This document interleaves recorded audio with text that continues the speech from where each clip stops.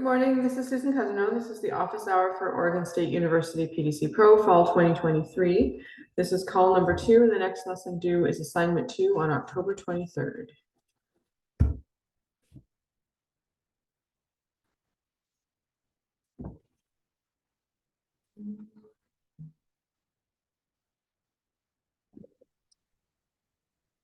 No, good morning. Hi, how are you? Hi, I'm good, thank you. Is it Dana or Dana?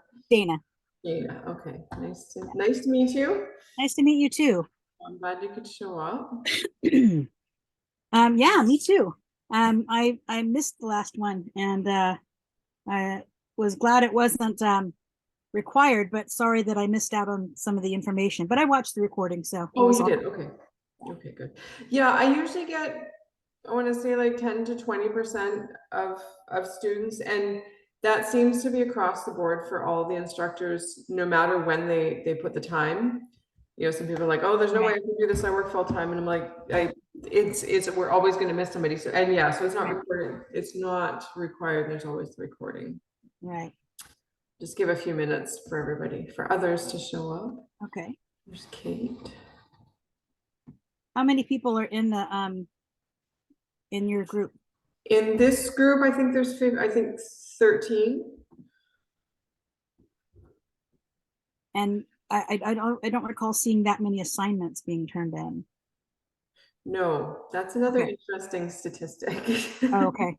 So typically out of a group of 15, I would expect to see 8 to 10 first assignments get submitted.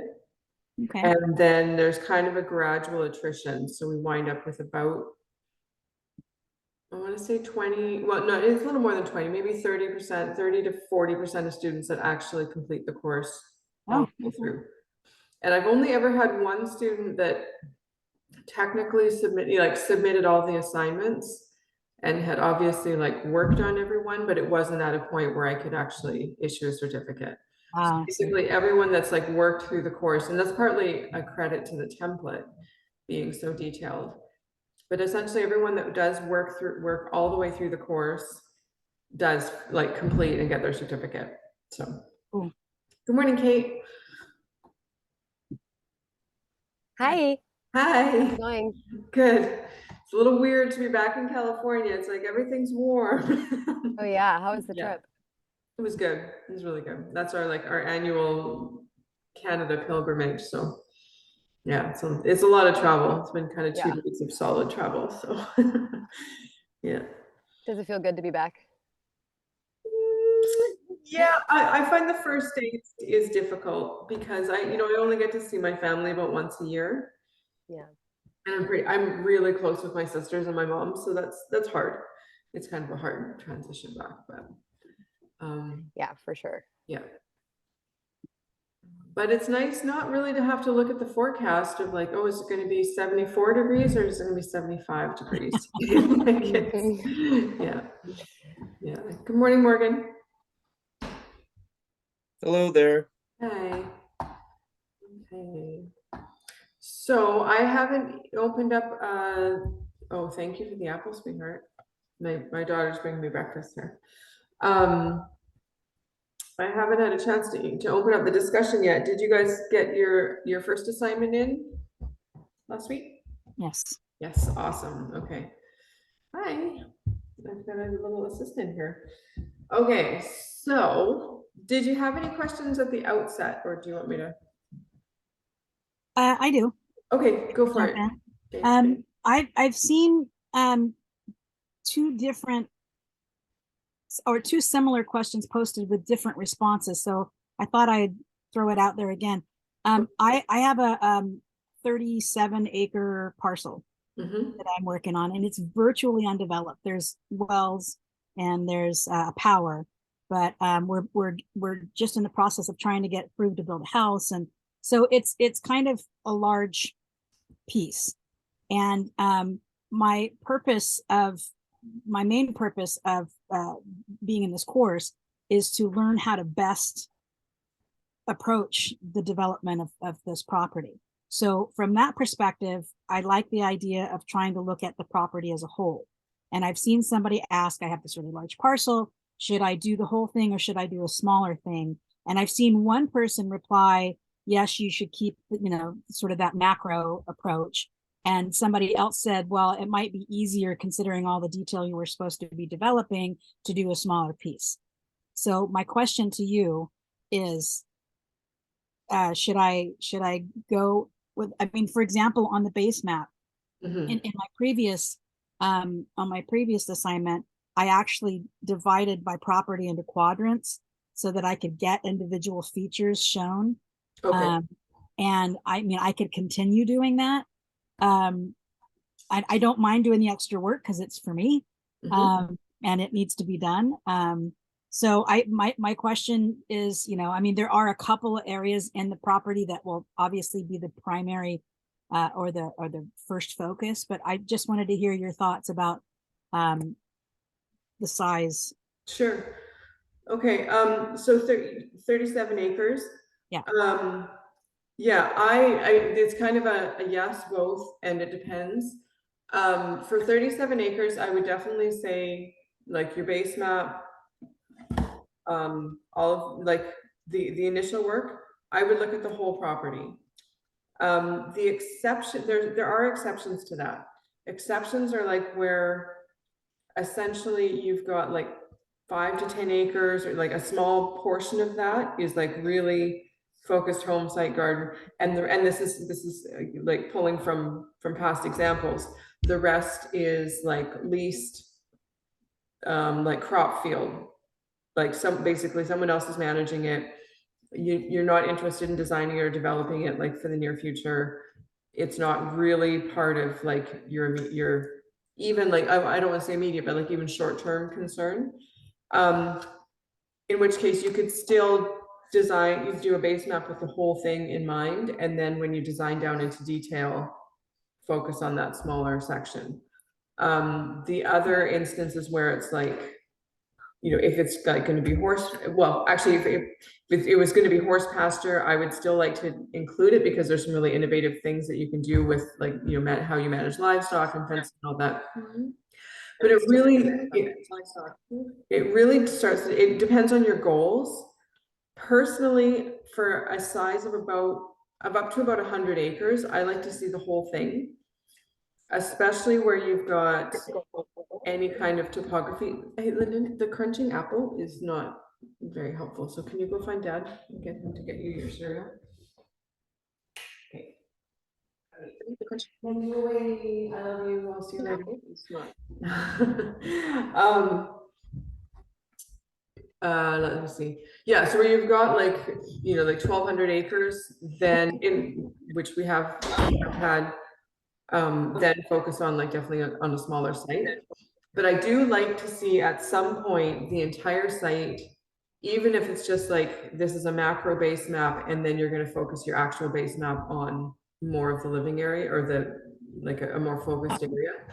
Because, and this is what I was getting to, especially when there's topography, it's going to affect like water flow potentially, what types of vegetation you have to draw from, depending on your goals for your property or for your livelihood. If you want like kind of a wilderness area to be able to like retreat to, or to use in some way, or just to have as hinterland, like all of those things kind of come into effect. So like all of those things kind of come into effect. I'm getting some feedback. Maybe it's just that Dan, you've got your mic on, that might be it. Yeah. So Yeah, my connection is unstable. Okay. Sorry. That's okay. It went away. It was just sort of, it was intermittent. So. Okay. Does that answer your question? Like it's time to jump in maybe to another person's question. Okay. Did you hear me enough to get an answer to your question? Yes, I believe I did. Okay, so I'm sorry, it's not a clear. I appreciate your response. Okay, it's not a clear yes or no, but it sounds like in your case, I would go with the whole property.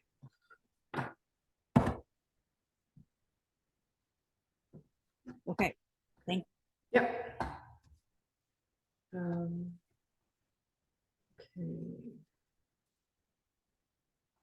I was gonna try and bring yours up actually to see. Does anybody either Kate or Morgan, do you guys have specific questions, or are you here to see what everybody else is bringing?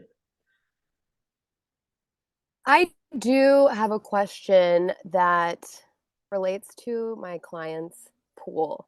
It's an in-ground chlorine pool, and I've seen things like a living pool where you're using plants and creating this, it's safe enough to swim in, but it's also kind of self-sustaining. But I don't know how realistic that is.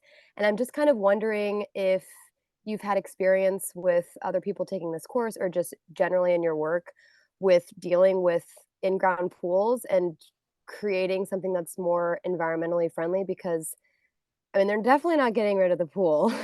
And yeah, I just wanted to get your thoughts on that. Sure.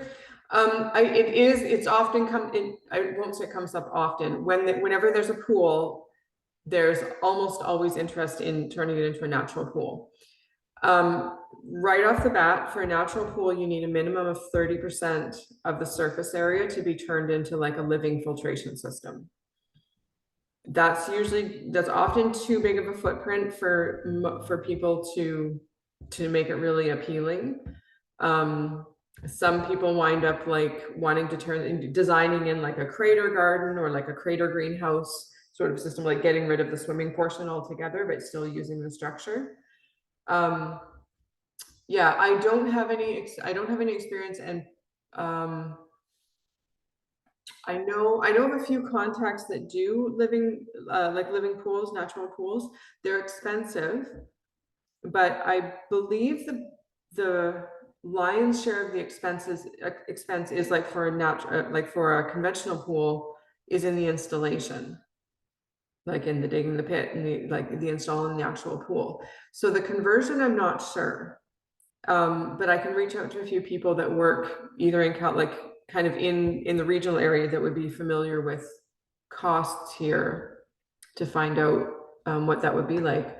How big is the pool? It's probably about 20 to 25 feet in length and maybe about 15 feet in width. Okay. And it's just a square. Okay. And then the surrounding portion is all poured concrete. Gotcha. Okay. So yeah, that could be working in your favor. Like usually with a regular, like a rectilinear shape is easy to work with in terms of like construction. So that could bring the cost down. What's their budget like? Are they kind of sky's the limit? So they're not sky's the limit. They're kind of figuring that out right now. And I think what's difficult, I mean, they were saying around like $10,000 for the first year. Okay. But also it's like, if they find out things are more costly and it's something that's really important to them, they'd be willing to make room for those extra expenses. Okay. Okay, so I'm looking at your site right now. Do you mind if I pull it up so that the others can see? Oh, not at all. Okay.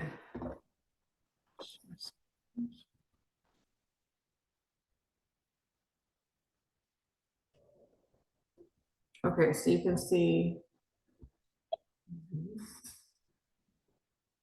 Make this a little bigger.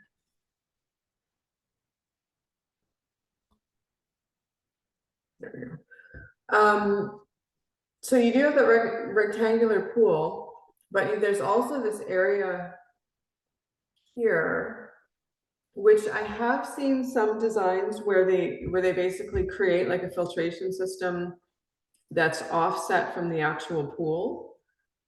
So because like the pool doesn't take up, there's not a fence right here.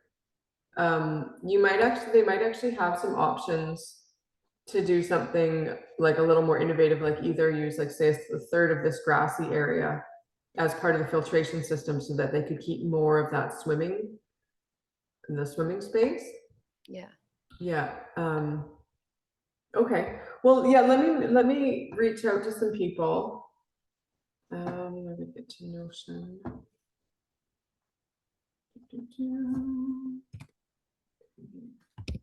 I'm just gonna make a note for myself here to Hey, Susan, I have a quick question on Kate's project there. When you do pool construction, do they usually force you to like re-permit? Because they have those new requirements now on pools. They do make you do 6-foot fence or a 6-foot fence or like a motion sensor or a gate if all of a sudden you do like new construction on it. How does that work? Do you know? it's gonna, it depends. It's, what county are you in? Kate? Oh, you're Hollywood. Los Angeles. Yeah, okay.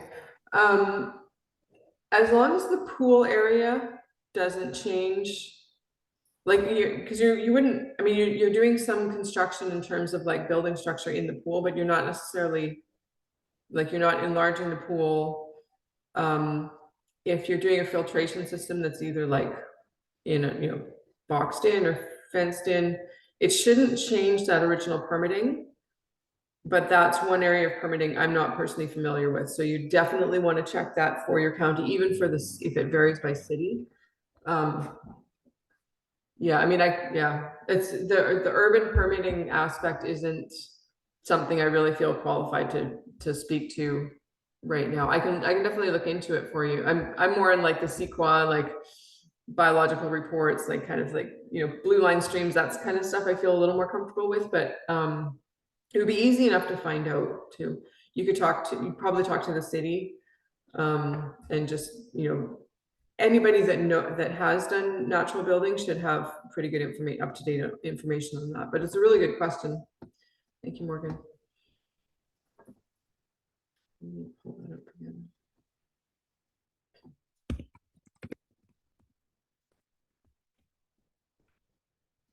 I can't see that it would be. Not sure. I'm just gonna put it as please. I can't see that it would be increased. That would seem strange. And of course, it's California. I can't see them decreasing permitting, like becoming more lax on anything. So I would assume at the outset that you can probably stick with what you've got, but if you're having to build another structure or extend that, then that's probably going to incur both the expense and the time of needing to permit that in some way. So, but to what extent, I couldn't tell you. Because my thought is if she added like a 30% like above ground filtration that kind of then trickles into the main pool, that might be something that bumps her over the edge as far as that permitting requirement. Yeah, so what I've seen with the 30%, what I've seen people do, like when I've seen examples of these kinds of projects, I'm trying to pull this window over off my auxiliary screen. There we go. Is basically they take a third of that swimming space. So what you can do is it becomes more of like a waiting area or like kind of a little sitting area. So it's not completely unusable. The other way to do it is to take a lane on either side, or a lane that's a third of the width. And then similar, you've got like a shallow area that's got like a gravel bed on top or something. So it's still usable, but it's not like it's not kind of like swimming lane area.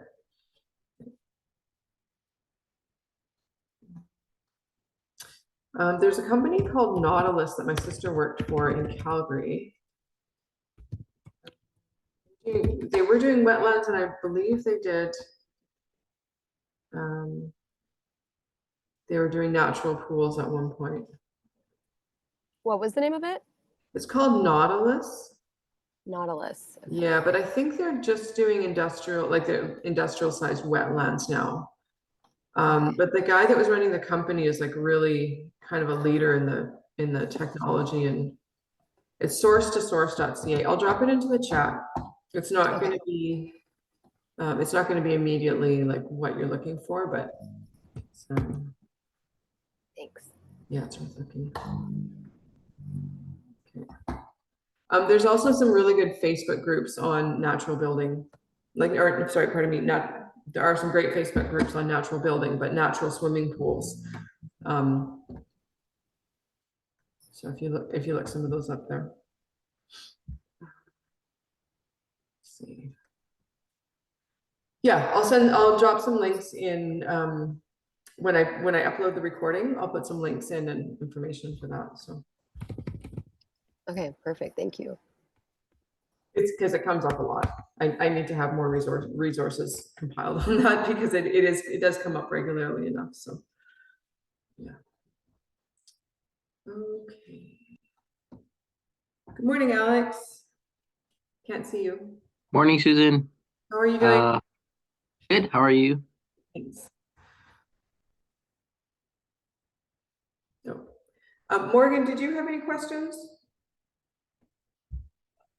I don't quite yet. I've been a little bit slammed work-wise, and I'm just now starting to get freed up a little bit. So I've had very little time to devote, and so I'm kind of in catch-up mode right now.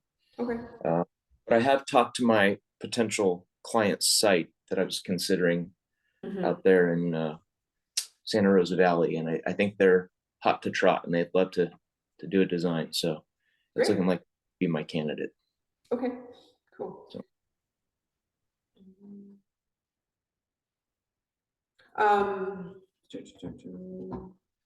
So you haven't submitted anything yet, have you?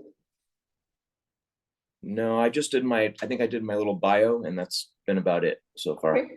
Yeah. Okay, that's fine. Susan, I have a question about this week's or the base map, Sure, Dan. if I may. Mhm. I just want to be clear that, and it kind of touches base again to the whole size of the property, because I noticed that the further I zoom in, the better contour lines I get. Mhm.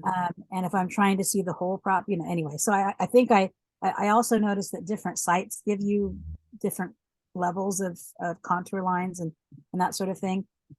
So we're showing on the base map, it's not the base map, is it? Yeah, that's what it's called this week. Yep. Mhm. Okay. So we're showing contour lines, wells, underground power, overhead power, roads, in that whole list. And then we're showing it on another slide. We're showing it grayscale with all of that detail, correct? Yes. Okay. Okay. Yeah. And then again, all of the detail with the aerial view overlaid. Yes. Okay. Okay. Yes, I'm glad you brought this up. It's in my notes to talk about. The grayscale trips up a lot of students. Basically, the point of it is so that if you or your client want to print it out or photocopy it, you've still got a clear map. So that's a big part of the biggest part of the grayscale map is just making it clear so that those elements still show up when it's in grayscale. So it's not a grayscale with a satellite image, because if you do that, you wind up with, it's just a muddled mess.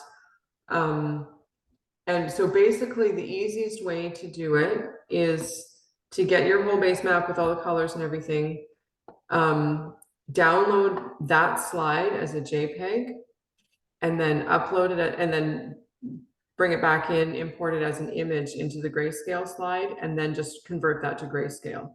You'll see if anything's like, if anything really disappears, then go back to your original color grayscale and adjust it.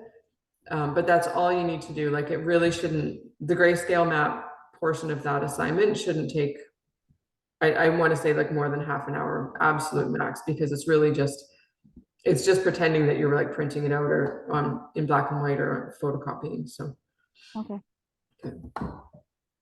because a lot of times I'll get a grayscale map where like part of it's in grayscale, but the legend's still in full color, and I'm like, this isn't gonna it's not gonna work that way. So yeah, so just make sure that's.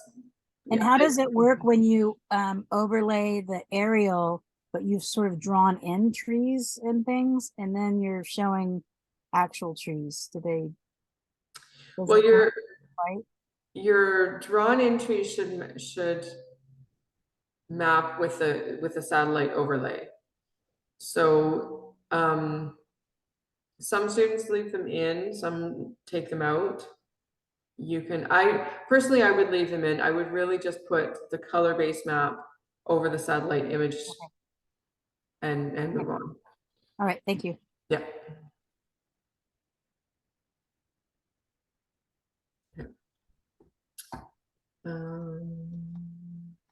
Okay. Alex, did you have any questions? I've got a few notes for lesson 2 that I can go through just to make sure they get shared. Not really. I just came to listen, but you haven't uploaded your comments yet for our assignment 1 yet? I have not. Okay, no worries. Yeah, we got back late last night, so this is my catch-up week. No So, worries. I hope yeah. you had a good vacation. Yeah, thank you. Yeah. Okay, so I've got a few notes for lesson 2. Are we kind of ready to jump into that for a few minutes? Does that sound right? Okay. Yeah, so the grayscale is a big one. It should be really straightforward. Just download that color, the slide of the color base map, which you can do in, let me see, file, go to download. Dana, do you mind if I use yours as a share screen? Not at all. Okay, I've just got, that's what I've got up right now. Okay, yeah, so if you just go to file, download, and then I like to pick a JPEG. JPEG or PNG, depends. PNG is really good for where it's all vector graphics, so it's like all just lines and stuff. If you've got any like visual elements that are more like an illustration or a photo, then a JPEG is probably going to be better fit. But one of those two, just download it, and then when you get to your grayscale slide, this one, just literally insert that image, and then let's see, I have to do it here. Okay, I probably can't show it because I'm on commenting only, but then you can convert that image to grayscale from there once it's in your grayscale slide. And then, like I said, with the satellite image one, just take your color map exactly like you're doing here. It looks like you're doing here, Dana. Just put your base map over top of the satellite image. It looks like you're doing here. So, and you know what you might find, what you were talking about when you go to different resolutions and you get different, let me see, like different levels of detail with your topographic map. Try and take a look and see, like pick one that's like pretty true to what you know of the property, because one of the problems with when you get into like a very like a really zoomed in shot of your site, and so you've got contours and it's at a very small scale, the level of error can be quite high, and so you want to make sure that what you're looking at is actually pretty accurate. So pick one that's like, yeah, this gives a good depiction, doesn't clutter my map up too much, basically tells what the lay of the land, like I can see, this looks like a little ridge line along here, maybe a little valley, another little valley along here, there's a pond there, something that is pretty accurate to what you know to be true. So trees can really muddle that up. If you've got really section of really tall trees, it'll really muddle up your contour map. So like kind of dispersed oaks like this usually are not bad, but I mean, for instance, like this itself could actually be showing up as a contour simply because there's a very tall line of trees there, where this could actually be relatively flat. Oh, I see. That's always just, if you haven't gone out and walked the land, like do that with your contour map and make sure that there's nothing like really, really bizarre. I mean, you see some weird stuff show up where somebody does have a tall line of trees and it looks like they've got a ridge, and it's like, no, you've actually just got some trees there. So, okay, let me see. Make sure, yeah, we're starting with the base map. This is a good place to reiterate, just always just fill in this whole information bar, make sure your scale is accurate, make sure your compass rose is oriented the right way. Like most of you will be north at the top of the page, but if, for instance, you've got a long rectangular property, like if one, say this property was only this half, I mean, you're gonna, you know what I mean anyway. Like if this property was just this half of it, I would turn it on its axis so that either east or west was facing up. So then you could get more of the property onto that map. I'd say maybe like 20-30% of students might choose well, that's actually pretty high, maybe like 10 to 15% of students wind up reorienting or should reorient their property. Most projects will have north just straight up, which makes it the easiest. So okay. If you're adding photos in, and this kind of goes back to lesson 1, so if you're still working on lesson 1, which is totally fine, or if you want to go back and change, like this is great. Having images of the actual property is something I always prefer. If you want to do more, like always prefer inspirational photos. Oh, there, Dana. If you want more inspirational photos, you can go to House. Let me see chat. So if you're not familiar, House has great ones for landscaping. I like Canva, even their free version has a lot of photos. Unsplash is great for stock photography. And then you get an actual credit to who it's for. And then of course there's lots of others, but those are the 3 that I probably rely on the most for design, like inspiration images. And this looks great, Dana. This is just a really nice example. Actually, I'm glad that I pulled this one up. So this is super helpful. Using the color boxes, the little triangles really helps, you, your client, me orient to where those images are coming from. So I think what you did here is just works great. This is what I see a lot of students do with, that have bigger properties to work with. So that's fine. I might make your text a little bit bigger so it stands out. But otherwise, that's all fine. That's stylistic. This looks good. So this is really going back into lesson 1 now. So I'm not going to pre-mark here, but this looks good. This is if anyone's still in lesson 1 or still wants to go back to fixing anything. That looks good. Okay. I'm sure you've all discovered that if you go to the right, you've got examples over here. Are any of you doing a hand-drawn map? Shake your head, no, okay. Some students do. The main thing is do it on blank paper unless it's your topographic map, and then trim it down so that it's basically just showing your base map. But yeah, do it on blank paper. When it gets done on lined paper, it's almost impossible to read. But there's a nice example of a hand-drawn base map there for anyone that might be interested. And yes, anywhere this information shows up, fill it out. It's useful. It's useful to really on just about every slide, because I can just take a quick look and be like, base map. Oh, right. Okay. This is half an acre. It gives your client an orientation. If you ever just want to just print off one slide as a reference, then you've got all that information right there. It's really helpful. And then you can delete these little bits of text as you go. Okay. These 3 slides right here, so the design elements, I would keep them. I like it. It's nice if you hide them. You can just go, oh, I can't do it. But keep them in your presentation. You can also move them all the way to the end, but have them for reference, because they're really easy to just grab and go copy into your template wherever you want to use it. Because you'll end up using these later in like your plant design, in your zone 1 design, so don't get rid of them just yet.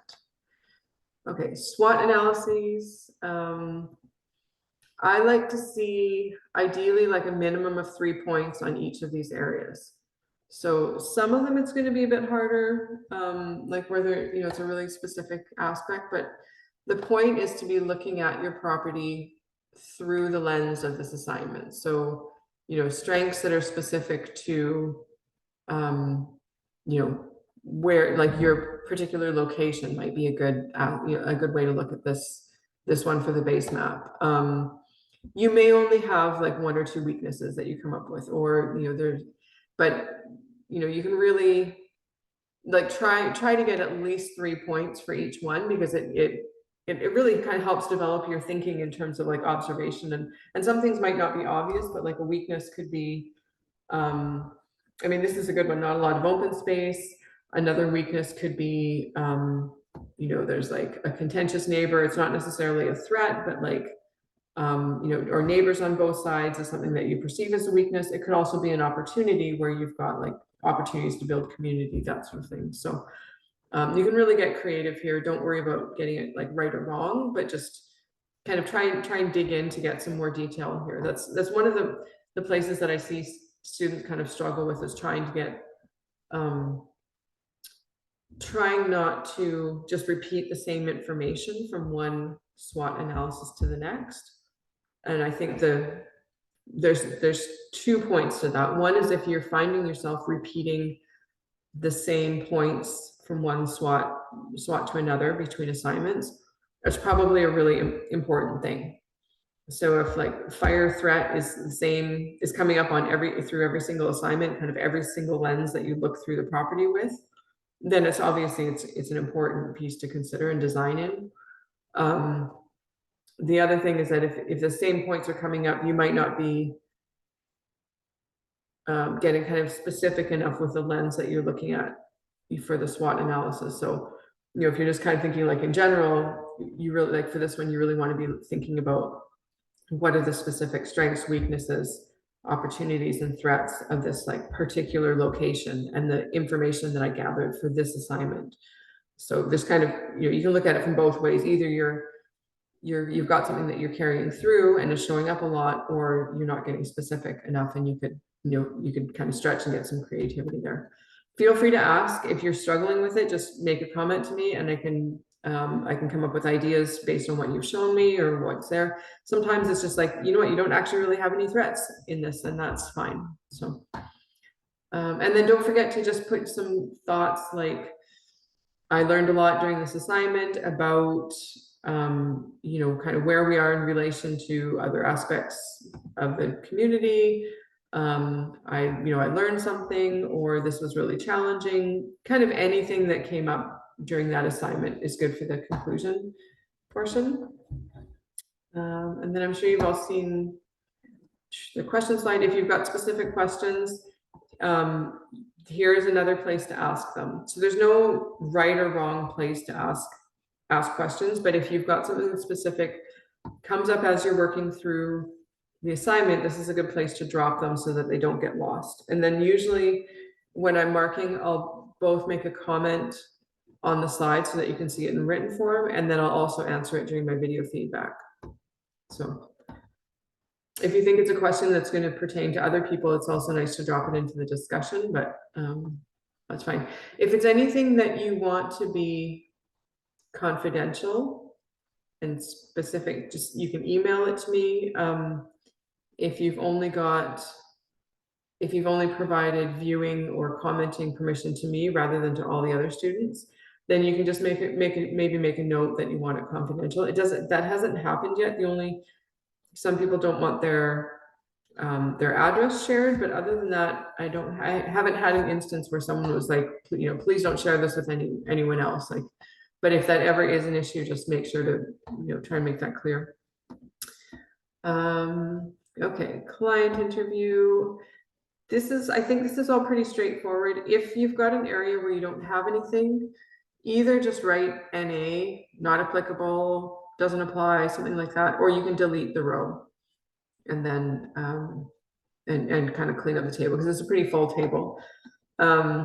Here's a good spot for, you know, for photos of you, your family, your favorite animals, your stuff you like to do. You can kind of get creative and go wild there. And it is nice to have like more rather than less photos. So you know, you can fill that in with some nice imagery. Okay, I'm going to stop right there. Does anyone have any questions? I'm kind of flying as I fly through here. Susan, for the client interview, is it like, do you typically ask clients for like pictures of, like, I guess if they're not friends or family? Oh, I see. Yeah, it's nice to have, if they're comfortable sharing it. Occasionally they aren't. And then, you know, just like a photo of the site is fine. But it is nice to kind of put faces to names and see who we're dealing with, or especially like if it's a family, then I can just be like, oh, okay, this is, you know, a family with like 3 young kids. We're going to keep that in mind as we're designing. So if they're comfortable, it is nice to see their actual faces, but I wouldn't force it on a client ever. Sweet. So, especially in this kind of context where it is in the context of a course. I certainly wouldn't push someone to sharing information they're not comfortable sharing. So Susan, I also have a question. On that slide where it talks about the budget for implementation, mhm. I'm going to show my ignorance here because I don't really know exactly what there is to implement yet. I feel like That's fine. I'm coming up on that, so I don't really know, you know, how to pull a figure out for that. Yeah, that's fine. Yeah, it's an interesting question. You know, if someone asked me what our budget for implementation was here, I'd be like, I'd really have to ballpark, but if you can, it's not so much thinking about what you know needs to be implemented, it's thinking about like what the resources are available. Like if someone asked me like, okay, do you have 100 grand to drop into like the site? I was like, huh, no, I do not.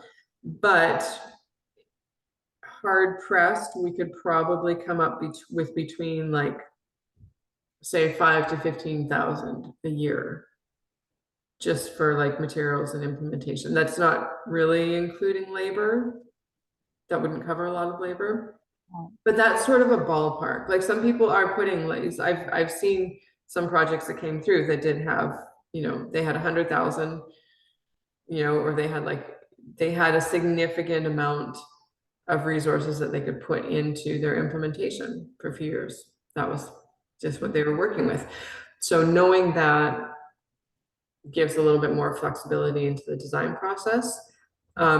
If it's like, you know, if it's a budget of like $1,000 a year for 5 years is like something that they can absolutely guarantee, then we know we're going to be looking at more like salvage resources or, for instance, like have more like an education, like teaching them how to do their own plant propagation, that sort of thing. So it's very ballpark.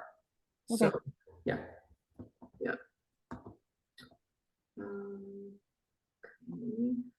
And then if I'm not monopolizing things too much, I have a question about the scale back on the base map slide. Sure. Okay. So scales, let's go back here. I think Yep. I took because this is just in progress, but I took I sort of cropped out where it shows 300 feet. Mhm. That little bar up on the top right of the. Oh, I see. Yeah. And is something like that cleaned up a little bit sufficient, or does it need to be more like this black and white thing? That's fine. Some sort of accurate scale is what's needed. Okay. And that's what I'm looking for. Okay. I mean, yeah, you can get fancy and you could, you know, make this match that, but the main point is that, like, tell me how big this is in relation to, yeah. So I find myself getting bogged down into the tech geekery where I'm spending so much time doing something that I don't think is necessarily important enough to spend that much time. mhm. So I mean, they're good skills to have for when you go, you know, if you do wind up wanting to do this for clients, for sure. Right. You know, but for instance, like I struggled with mapping for years. Now I have a guy that started off in graphic design and then he moved into GIS mapping work. He makes things 100 times more beautiful in a fraction of the time that I could ever do. So just keep that in mind. I mean, it's fine to get it good enough as long as it's accurate. So. Thank you. Yeah. I can't see what this was, but there's little things that do make it faster. Like this boundary looks like it was 4 separate lines that were put together, and that could just be drawn as a rectangle. That sort of thing is where I see students spending a lot more time than they need to. It's just not understanding what some of like the basic functions of the software are. you know, so I'd hate to know that you were spending Well, time. that was just more because the lines weren't exactly Okay, rectangular. yeah, that's fine, I was okay, trying to trace them. yeah, sure, okay. All right, But I see your point. Like if it's, are you saying it's okay to just sort of approximate and not have it be exact? no, I know, have it be exact, but what I wouldn't want is that you had, like, you can do, a polygon in Google Earth Mhm. and stretch the corners so that it's off of a Okay. perfect rectangle. Okay. You know, if what you're doing, if this is what works better, that's fine. But sometimes I do see students like really piecing together individual parts, and like, you know, you can do that with it. And sometimes it's just experience. I mean, I've been working with Google Slides for like at least close to a decade, I'm sure. So, you know, you pick up little tricks as with any software, right, along the way. So Okay. Thank you. can you go? Oh, yeah. I know, something push. I know Morgan at least can relate, I think. Okay. Okay, so we're at client interview. Okay, this can be kind of your site inventory, existing design structure. Where's the nail paint? I don't know. I'll find it for you after I'm done. Okay, where's the nail paint? Okay, yeah, you can kind of make this a wish list of like really what you'd like to see. If you want to star some things that are like high priority, you can format it as you like. If you've got enough space, it's always nice to have a few images, like if you've got a specific type of heating structure, or you know, if you wind up with a lot of empty space, fill it up with some nice images. You know, that's kind of the only complaints that I see on these slides is like, oh, you could have, you know, you can make it look a little prettier. But here's a good space for just inspiring design images. Some people need to make income from the property, some just want it to look nice. So that's not a requirement. Level of food self-reliance, often I see people coming in with like 20 to 30%. They're already growing like some fruits and veggies. They want to get to more like 80 to 100%. So just think about what that would entail. Here, lots of space for inspiring images.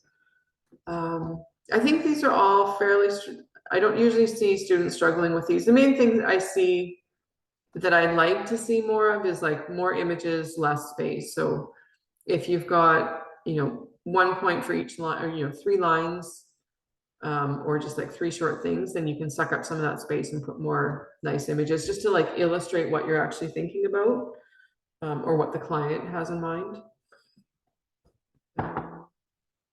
And then don't forget this overall vision this is kind of a gestalt of like, what's kind of like the big dream? Like, do they want you know, beautiful, inviting, kind of a wellness center space? Do they want like just a homestead where they can like raise their kids and, you know, provide for the next generation? Kind of like what's the overall idea for the site? I find, again, a lot of times space gets wasted in here. You could suck that up and make it only take up half the slide and put in another image, but and then more questions. So I'm just gonna look at my notes here, see if I don't think I missed anything.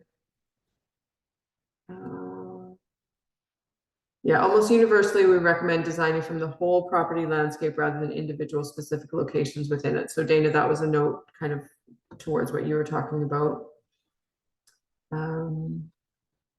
Okay, so at this point, because sometimes it comes up, you're just focusing on what's already there, except where it's obvious, you know, what's your future, what's your desired structures, that sort of thing. But when you're putting in your map, just look at what's already there. So the elements that are existing.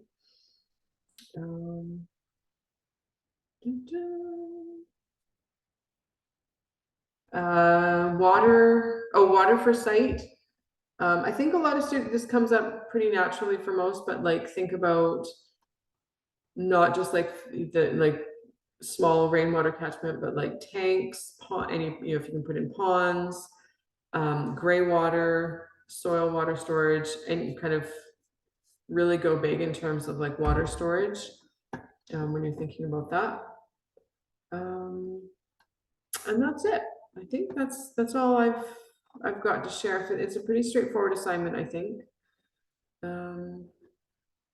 Yeah. Susan, I had a question. go for it, Megan. Oh, sure, Morgan. Sorry. So as far as water storage goes, there was another property I was working with, and for instance, we looked at their water bills, and we found that like in the month of July in the summer, like they use, I think in their water bill, it was like, I'm trying to remember what it was. Oh, it was like 300,000 gallons for the month in watering. So it turned out to be on average, like, I think, 30,000 gallons for their irrigation or whatever. Okay. And so we were trying to do some computations. Like I was looking at like Tractor Supply, they have those big, water tanks, and maybe they could, if they could somehow get water, store them in there if we got a well.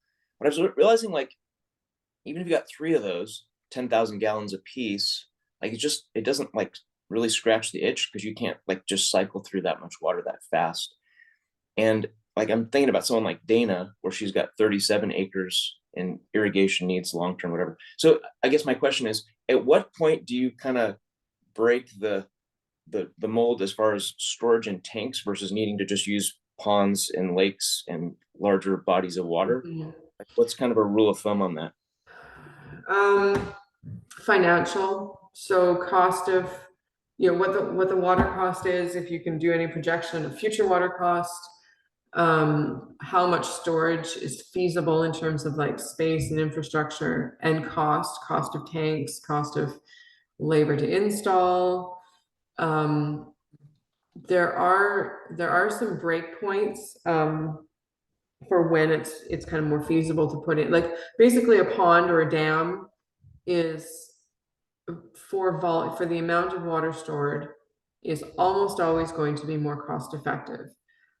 The problem is when you start adding in like permitting and like the actual, like the, if they've got enough space, if they've got enough rain to actually fill that and keep it functional is often the problem.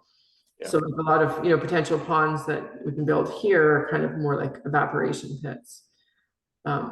So at least in storing in a tank, you're not losing it. Yeah, the flip side is with a pond, you've got an opportunity to like create some habitat. So what scale were they working at? Oh, you're muted, sir. Sorry. That one was like an acre and a half, where they had, some grass, some just like brush landscape that they were, so we are trying to like dial that in, make it more efficient. But I was trying to think through ways to like get more, some more ponds and everything. I was also trying to think about wells. Like, is there a difference in if you have a well that's not used for like the home, but more just for irrigation? Are they more lenient as far as like if it's water that you're pumping out of the ground to then go back into the ground? Do they tend to be a little more lenient on permitting with wells, or is that kind of still? Not that I know of. Once you've got a well, you're using it for something. Okay. Yeah. I've never heard of it being separate, of it being differentiated on that case, no. So they're not even watering like intensive like tree crops or like Not for this application. Yeah. it's a lot of water. Yeah. Okay. Yeah, then in that case, I would be looking at more suitable vegetation, different land use, changing land use essentially. Yeah. They can do some more soil water storage in terms of, whether or not they do swales, but even just getting like some different, changing topography a little bit so that they're collecting water when it does rain. Yeah. Okay. That's helpful. Thank you. Okay. You're welcome. Sorry, I don't have a more optimistic answer for you, but that's a lot of water to just to grow some grass and chaparral or whatever there. Yeah. Okay. And Alex, you had a question, I believe. You one of your notes you said to look at a whole site view rather than like little areas. Was that correct? Mm-hmm. Chipping. Um, Yes. Yeah.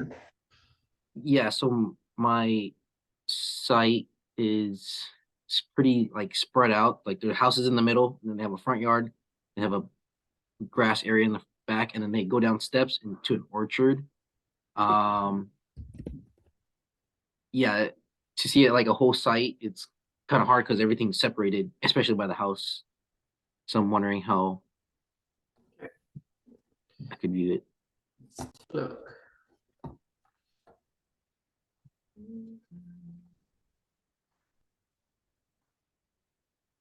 I'm just scrolling through to find your site.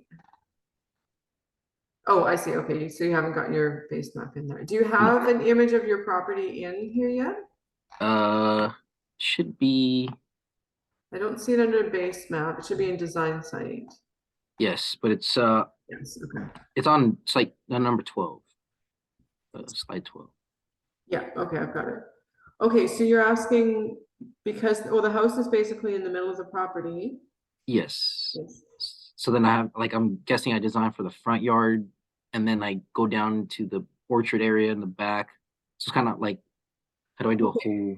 So in your case, I mean, your base, this is exactly what you want for your base map. This area right here, the whole thing. So later, you're gonna be focusing on a zone 1 design. So I'm scrolling down here. Okay, you'll do your sector compass, which is where you put in your base map, and then you figure out all these things like water flow, wildlife, different views, your sun, winter, summer sun, visitors, fire, winds, all that stuff. Sunny. Okay. Yeah. Okay. Then you do your microclimate. So figure out what the microclimates are across your property. And then part of that assignment is also your zones. So zones 1 to 5 are based on how much and how frequently and how you use different parts of your property. So 1 is like highest use, like basically daily, multiple times a day. And then all the way up to 5, which is basically like wilderness, like almost never go there. And for small sites, like urban, suburban sites, zone 5 can actually be off the property. So some people elect to use like a park space as their zone 4, their zone 5, like they don't often go there, but that's where they kind of get their like wildland fix. And you can also go there for inspiration for like what types of natural plants or successional patterns you'd see. So your driveway is on the right hand side. So just totally ballparking this at the moment, without really knowing much about your life at all. Usually this is going to be like a zone 1, maybe this. Sometimes this is a zone 2 because this is just like, we just don't end up using this, but and then if you use your pool a lot, do you use your pool quite a bit? This is my uncle's property, Oh, okay. and I'm gonna say they don't. No? No. Okay, so then this, I should put it in a different color. Let's see. I'll put it more like an orange. So this is going to be more like zone 2. I'm not sure. Oh, this was supposed to be. Okay, so this would be zone 2. Like they might go out there a few times a week, maybe, whatever. And then this area down here, I'm going to call zone 3, where they go there once or twice, or maybe once a week, a couple times a month. But it's not, really heavily used. And so for a small property, you may only have zones 1, 2, and 3. So when you start designing, you can choose any. I mean, typically we do like a zone 1 design, the assignment is for a zone 1 design. So you could pick one aspect of this that you want to design more like something more inviting, like a more inviting entranceway, whatever. You could also choose an area back here that's like, oh, this, you know, this little patio. Oh, oops. This little patio, for instance, we actually want to make a zone 1. Like we want to make a really nice, inviting, livable space that we use every day. So you're actually, you know, you're going to take this chunk of zone 2 and design it out as a zone 1 to actually bring people, you know, bring people out of the house more. So that's another tack that you can go with. Does that help? Awesome. Yes. Thank Okay. you so much. You're welcome. And then I had one more question about the peer review or the assignment. You could either do 2 peer reviews or just one like assignment reflection. Is that correct? Nope. You do an assignment reflection on, sorry, maybe define what you mean by an assignment reflection. Because on the peer review assignment, it says you can do 2 peer reviews / assignment reflection. Oh, I see. No, so the number is still going to be 2. So just choose like, yeah, just choose 2 other students' work to comment on. Okay. And let me see. Here, this is a perfect on your assignment, Carl. Yeah, there you go. So, okay, I see what you did. So Carl gave his feedback on your assignment, and that's the point of the peer review. Okay. So this assignment reflection would be great in your actual assignment. I think that's a great idea. Actually, I almost recommend this. But when they say peer review assignment reflection, that's based on other students' work. And the idea is to get you looking at what other people are doing. Now, what you can do is you can just pick 2 random people every single week or every other week, whatever, when you do your peer review, or you can follow, you know, pick 2 people and follow them kind of throughout the course. Doesn't matter to me. Okay. The marking of it is like an honor system thing where you go in and you just say, yes, I did it. You get 2 marks, you're done. Sweet. Thank you. Yep. Okay. Well, I got lots of marketing to catch up on, so thank you all for showing up. It's nice to see you.